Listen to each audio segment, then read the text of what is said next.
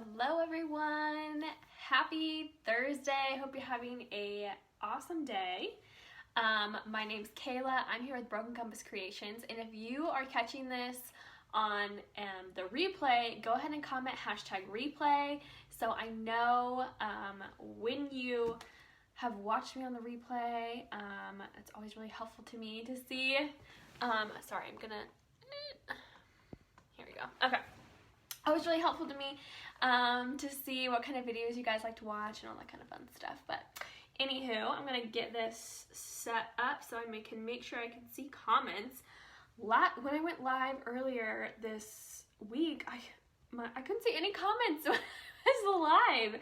And yeah, so I felt really bad, but I've never had that issue before. So I want to make sure I can see comments in case anyone does comment today. So yeah, if you're showing up live, go ahead and say, hey, so I know that you're here. Tell me what you're up to tonight, if you're having a good day. It has been a pretty good day here for Broken Compass Creations. I did a little rearranging of my craft room. So originally, I had been sharing my room with the dogs. And I mean, we call it the dog's room because we leave their kennels. I have two dogs. They're both large dogs. They're two labs, a black lab and a chocolate lab. And we have their kennels. They're rarely ever in their kennels, but if we do leave for, a couple hours, we don't trust them to be out in our house by themselves. Occasionally we'll leave them out if it's like for an hour or so, but otherwise they're not the most trustworthy dogs ever. Like they'll eat something probably. So we put them in their kennels. So I've been sharing my craft space with these dogs, but you guys, I'm growing. I'm getting busy and I need the space. Like I really need the space. I just ordered this. I'm so excited. It's like a drying rack from like art class. So I can like put all of my door hangers and signs and stuff to dry when they're like drying and sealing and all that kind of stuff. Because I've just been putting them on top of the dog kennels. But they can hold so many more signs than the two dog kennels can. So anyway, I'm like, okay, I need more space. Last night, I asked my husband, I was like, what do you think about me putting the dog kennels in our closet? ? We have a big walk-in closet. And he was like, let me think about that. And I was like, okay. My mom's on. Hi, Mom. And Tyler, is that right? Is that how you say your name? Tyler, is on today. Hello. So anyway, he was like, I'll think about it. And so today I was like, well, you know what? I'm the type of person that I do not know if I like something or not unless I try it, unless I see it for myself. Like if I'm trying to rearrange a space, I have to physically rearrange it to decide if I like it or not. I can't just picture it in my head. So I was like, you know what? Let's just it's a trial run, So I put him in the closet and I didn't tell him. And I had a meeting today at 5. And so I was on Zoom and he came home and he was like, I thought someone was in our closet and like broken. It was just the dogs. Anyway, he doesn't like it. So. Although, he brought up some good points as to why, it could be problematic. One, our clothes might smell like dog all the time. And 2, it's maybe not the safest space for the dogs in case like there were to be a house fire or something and they were in their kennels. They would probably not walk into our closet to see if anyone was there or our dogs were there or whatever. So I don't know, different things that I brought up. Smart. So we're still trying to figure out where to relocate their kennels because they're big. Like they're big kennels. Like, man. Anyway, I thought it was kind of funny though because he was like, I said I was gonna think about it. I'm like, well, that's just a trial run. No big deal. We can move them. Yeah. So that's been our day. I've been working and then I did some rearranging and fun stuff like that. And I told my husband, if you guys know my husband, he has been growing out his hair since COVID and he has not gotten a haircut in a long time. And it is long. Like it can be put in a little ponytail, So I told him, I was like, whoa, what if I cut your hair on Facebook Live? He said, if I get 250 shares, I can cut his hair on Facebook Live. So I might have to post a picture of how long it is for you guys and see if anyone wants me to try to cut it on Facebook Live. I'm very nervous to cut his hair because I don't know how to cut hair. Like, I don't know. But would you guys like that? You should comment down below if you want me to cut my husband's hair on Facebook Live, if that would be entertaining to you or not. There's no promises that that's gonna end up well at all, you guys. Man bun, exactly. It's getting there. It's not quite like to bun status, but like ponytail. I can like do a braid, you know, just across, because his like swoops, and it's thick, so I could like braid it across. So it's definitely getting there. Christiane, what? Yes, yeah. See, I have to get 250 shares though, Christiane. That's a lot. So I don't know. I'll have to post a picture and see if you guys want me to do that. I would be nervous. I'd be nervous for that live, you guys. I don't know what would end up for that.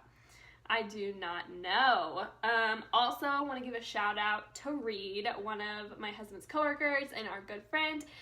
It's his birthday today, so happy birthday, Reed. I hope you're having a fantastic day. Wanted to give you a shout out. Christiane, I am on it. Uh-oh. I hope my husband's watching this and he can see how determined you are, Christiane, to make this happen. I don't even know like how I would cut it. I don't, you guys, I don't know, but could be fun. Could be fun. Could be entertaining, right? That's what's important. Okay. So would love to have seen the braid. Yes. I'll have to send you a picture. Because yeah, I can, you know, it's just like to the head, but I can French braid it, you know, off to the side like that. So, we'll have to send you a picture. My husband, Steven, says, bring it on. That's funny. Okay, so today I'm here. I'm doing a little bit different of a live tonight. You know, I personally love to hear people's stories of how they got to where they are. I just find it very interesting, and especially with like small businesses and stuff that people do that can just be like so different and unique. It's like, how did you end up here? Did you always know you wanted to do that?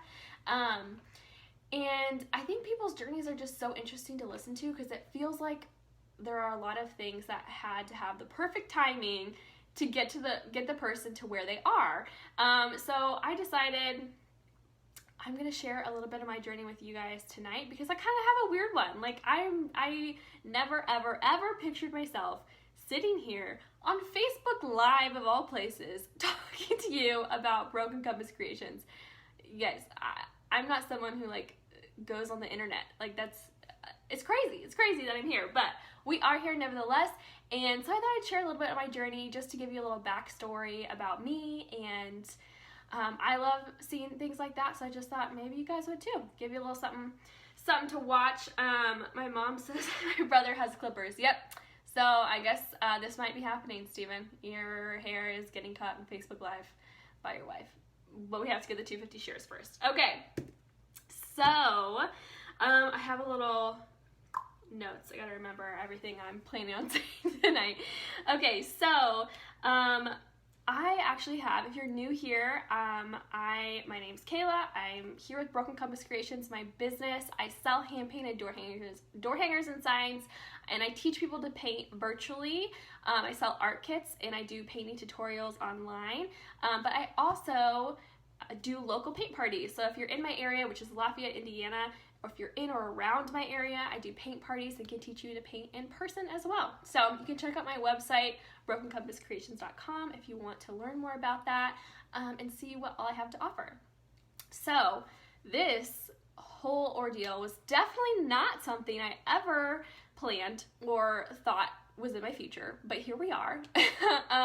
So for those of you who don't know me personally, I actually have my bachelor's and master's degree in social work, and I really didn't grow up thinking I wanted to go into social work either.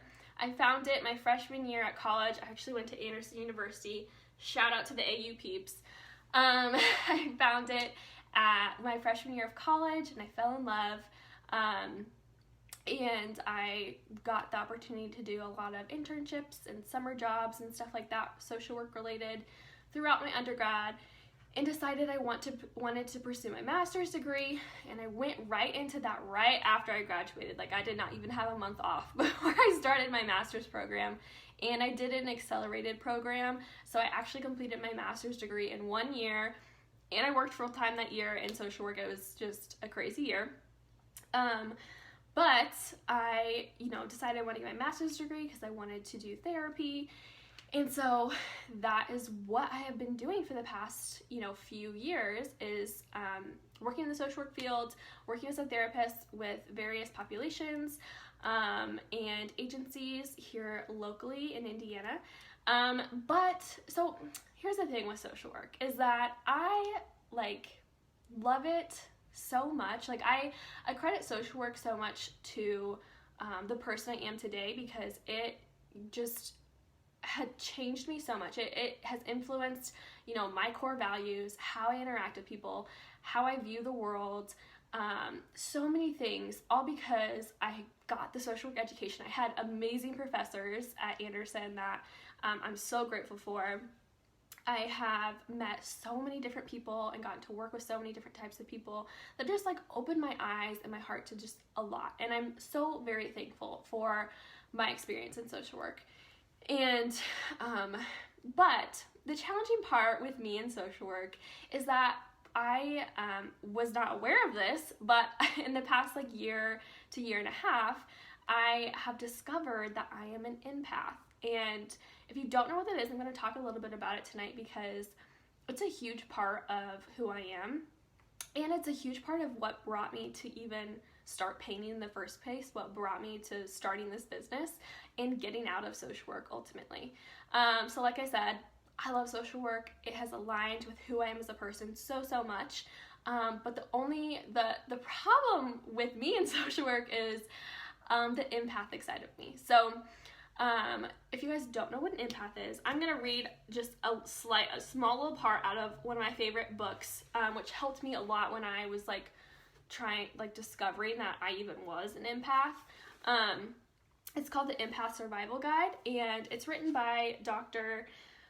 Judith Orloff, and she does a lot of research on empaths, and there's a lot of science brain stuff with it too. It's a real thing. I know some of it might sound a little out there woo-woo to some of you, and that's okay, but I promise you I'm not crazy. This is my real experience, and it's why social work didn't work out for me. So let me, oh shoot, I booked the wrong page. Okay, so what is an empath? Empaths have an extremely reactive neurological system. We don't have the same filters that other people do to block out stimulation. As a consequence, we absorb into our own bodies both the positive and stressful energies around us. We are so sensitive that it's like holding something in a hand that has 50 fingers instead of 5. We are truly super responders. And that has it's a really good explanation because it's kind of hard to explain for people who don't experience it, but and there's different parts to it. There's sensitivity to light and sound and people and whatever, but the huge part that impacted me with social work was being sensitive to other people's energies and emotions, which is super helpful when you're a therapist. You can really have that empathy for people, and it helps me connect to people, and I'm so grateful for that, because I know that for the longest time I just assumed everyone was like me, but for some people it's not that easy to connect with other people, or it's harder to understand where people are coming from, but that's a super natural thing for me to do. The issue with it, especially with being an empath, is that you tend to absorb other people's experiences and feelings and their energies. So I think of it as if you're at a family dinner and you get up to go to the bathroom, and when you're in the bathroom, your family gets into an argument, and then you come back and you're like, oh, feels really awkward, and there's a lot of tension in this room or something like that. That's how I feel all the time with every single person. It doesn't even have to be someone I know. It can be a complete stranger, and I can just feel, a lot of times I feel this heaviness for people, if they're going through something or whatever. I just feel it so much in my own body, and so that can be challenging because it becomes hard to distinguish what's mine and what's someone else's that I'm just absorbing from them. So that is what an empath is. She has another good excerpt I wanted to read just to give you a better idea, because I know some of this might sound like so crazy to you guys, and it's cool. If you think I'm crazy, it is okay, but it is my real experience, and I know so many other people also experience it. There's also people who are called highly sensitive people, which I also identify as an HSP. It's slightly different than an empath because HSPs don't tend to absorb other people's emotions and experiences, but they still have a lot of sensitivities like an empath does. So she says, first, what is the difference between ordinary empathy and being an empath? Ordinary empathy means our heart goes out to another person when they are going through a difficult period. It also means that we can be happy for others during their times of joy. As an empath, however, we actually sense other people's emotions, energy, and physical symptoms in our bodies without the usual filters that most people have. We can experience other people's sorrow and also their joy. We are super sensitive to their tone of voice and body movements. We can hear what they don't say in words, but communicate non-verbally and through silence. Empaths feel first, then think, which is the opposite of how most people function in our over-intellectualized society. There is no membrane that separates us from the world. This makes us very different from other people who have had their defenses up almost from the time they were born. Empaths share some or all of the traits of what psychologist Elaine Aron calls highly sensitive people, or HSPs. These traits include a low threshold for stimulation, the need for alone time, sensitivity to light, sound, and smell, plus an aversion to large groups of people.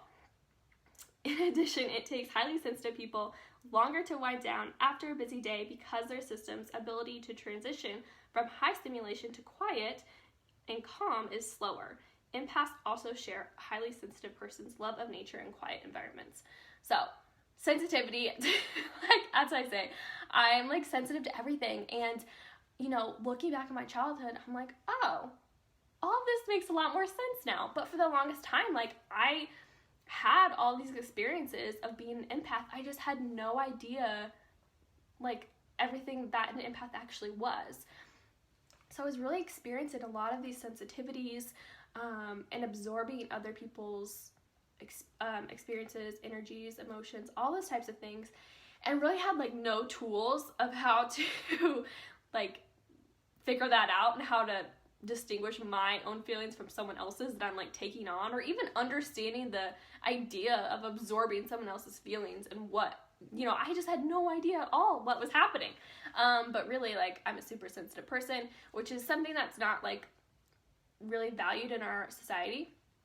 But there's a lot of awesome things that come with it as well. There's strengths that come with being an empath, and there's challenges, which is, basically everything.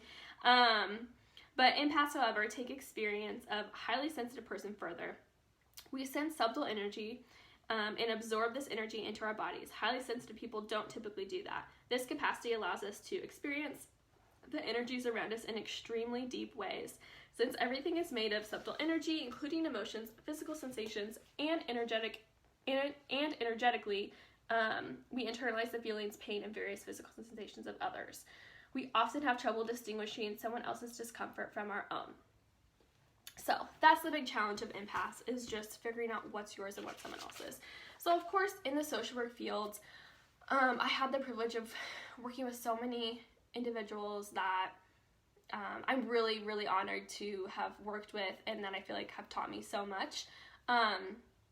But at least in my jobs that I had in the social work field, I tended to work with people in times in their lives that it was mostly some of the worst times of their lives. And so there's just a lot of difficult things happening in people's lives, a lot of heaviness, and that's what I was surrounded by, client after client, day after day, week after week, year after year, and it really built up for me. And, I would say I job hopped a little bit. I was trying to find my place in social work. I had so much pride for being a social worker, and I wanted to make it work so badly because I aligned, again, so much with social work. The empath side of me is what made me passionate about it, and it's also what didn't work for me, what made social work not work for me. And I think that you can be an empath and be in social work. You totally can. I just couldn't find that balance for myself. I hopped around, tried some different populations out, some different agencies, what was going to work for me. You know, I did group therapy, I did individual therapy, I did adults, I did kids, I did, different populations even within that. Like, I've done addictions, I've done strictly mental health, I've done everything. And I mean, not everything, but I've done a lot, and I just really couldn't find my place. So, and it just really started to wear on me. Being surrounded by all of that and being an empath who absorbs it all into my own body, like, I just felt heavy and overwhelmed, and I mean, it just broke me. Like, I mean, it was so hard. And social work is hard to begin with, you guys. If you know a social worker or like anyone in the social work field, therapist, like, you know, give them some love, because you don't get a lot of love in that field anyway to begin with, and it's a hard job. So, but I made one of the hardest decisions I've ever had to make, is I decided to leave social work. And it was so hard to make the decision, but I'm super, super fortunate to have an extremely supportive and patient, understanding husband who is not an empath, but he really has worked hard to like understand my experience, and he was totally supportive of me leaving. You guys, I didn't have a plan, you know? I just left my job. I resigned, and my previous job, I resigned right before COVID happened. And, yeah, I didn't have a plan, and I had no idea what I was going to do, because I'm like, I can't picture myself doing anything else besides social work. I have no idea what I'm going to do. So it was, I mean, I was I call it my quarter life crisis, because I had no idea what I was going to do. So, you know, during this last year of my life, I started painting. My mom invited me over to paint a door hanger with her, and I'm so glad it started as that. But really, Broken Compass Creations happened because my mom invited me over that one day to paint the door hanger, which got me started. And I just found it like super relaxing, and there's something about creating, whether it's like art, writing, baking, anything that you're just creating, it feels very healing to me. And so painting was like super, thanks, Christy. Christy is one of my coworkers at my last job. You're so sweet. I love you.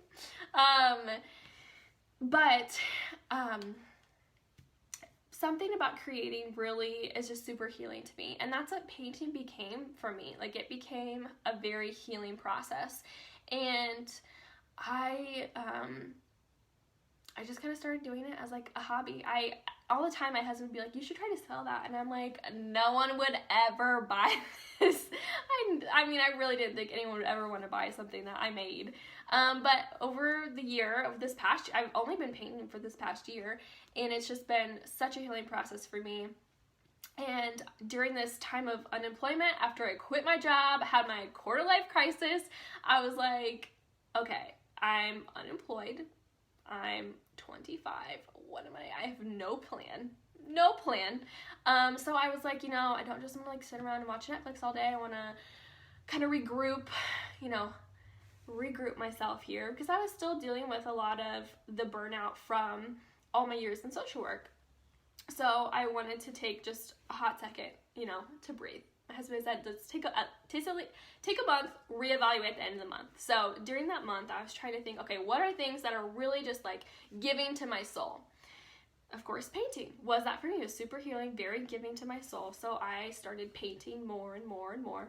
And I guess one day I had like a burst of confidence or something. I don't really know what came over me. And I was like, I think I could start a business. I should try it. And so I came up with this whole like business proposal, talked it over with my parents, talked it over with my husband, talked it over with my best friend, and I just jumped, you guys. And I would say like I've kind of always had a little bit of an entrepreneur's heart, and I've had lots of different business ideas over the years. Most were not the best. and I never really jumped at any of my other business ideas. Nothing ever felt right, but this felt right. Like, I felt so good about it, and I just jumped. And so, you guys, and here I am, like 3 months later. I asked my husband tonight at dinner, I was like, when did I start? I started this business April 27th. And I'm like, it's only been 3 months? I feel like it's been longer. That's crazy. Christy, I'm so proud of you. Aw, you're so sweet. Thanks, CB. And I just jumped, and, you know, I'm figuring it out. I'm not perfect. I'm not business savvy, like, at all. I mean, this is like a whole new world to me. I had never even been to a craft fair before. Like I said, I was never like a crafter or a painter growing up. So, you know, I'm just rolling with it. I'm trying to figure it out. I'm doing all I can to grow my business and be successful with it. So, you know, I'm just rolling with whatever's happening and, like, jumping. And if it fails, it fails, you know. I'm willing to accept failure as is, but, and acknowledge when things don't work out or whatever. But, you know, we're here now and we're going with it, and I'm, like, so happy about it. I seriously have never felt more, like, I don't even know how to describe it, but just, like, in my groove. You know what I mean? Like, in the flow, in the groove. Like, I've never felt more myself, grooving, flowing, feeling good than I do right now. And I work, like, all the time. I work all the time because I paint a lot. I do paint a lot, which is, of course, my favorite part, but, you know, it's a business, and I'm learning all these different things, and I got myself a business coach now, which is awesome. I'm so excited. I'm a part of a mastermind. I'm sorry, she's a mentor, not a coach. She doesn't like the word coach. She's a mentor. I'm a part of a mastermind. You know, I'm just trying to figure things out, and I just feel great about it. So that is how I went from social worker to artist, you guys. It was just a crazy time, and so many things I feel like had to align to get me to where I was. And of course, like, I'm incredibly thankful for all the people who have supported me throughout the years of social work and making this transition, and just figuring it all out. Like, I'm very, very blessed to have a super supportive network in my life. My husband, my family, my best friend. Like, I just have people, and that makes a huge difference. So I'm super thankful for that. But it's been a fun journey. It's been a crazy journey. But if you guys have any questions, always feel free to reach out. I'm happy to answer any questions. Or if you thought this video was, like, interesting or entertaining, please feel free to sprinkle the love, spread the word about me and my business. It always is super helpful to me. You know, it means the world. If you want to support me and you don't want to buy anything, like, just spreading the word about me is amazing. So that's always helpful, and I really appreciate that. Or if you're someone out there who's like, I've never heard of an empath or a highly sensitive person, but I think that might be me, reach out to me, because this has been seriously a huge part of my journey in the last 2 years, is learning about an empath and, like, how to move through the world as an empath. So if you have any questions about it, you're like, I've never heard it. Like, it was, like, mind-blowing to me when I learned about it. So if that's you, feel free to reach out to me. I'm happy to talk to you about it. It's been a huge part of my journey. So I love to connect with other people who are like me, because I know that I might sound crazy sometimes when I'm trying to explain what my experience even is. So anyway, y'all, thank you so much for joining me tonight. I hope you guys enjoyed the video, and thanks, Grace, with the hearts. You're so sweet. If you want to paint with me, I do have some art kits for sale right now that you can get on. They're only for sale until Friday at midnight, so you definitely want to get on them if you want to paint with me virtually. And I've been working on all the seasonal stuff right now. I'm so excited for fall and Christmas. I'm, like, getting in the season. I'm ready for it, you guys. I realize it's a little early, but, you know, I have to work ahead. So anyway, I love you guys. I hope you have a great rest of your night, and I'll see you guys later. Bye, y'all.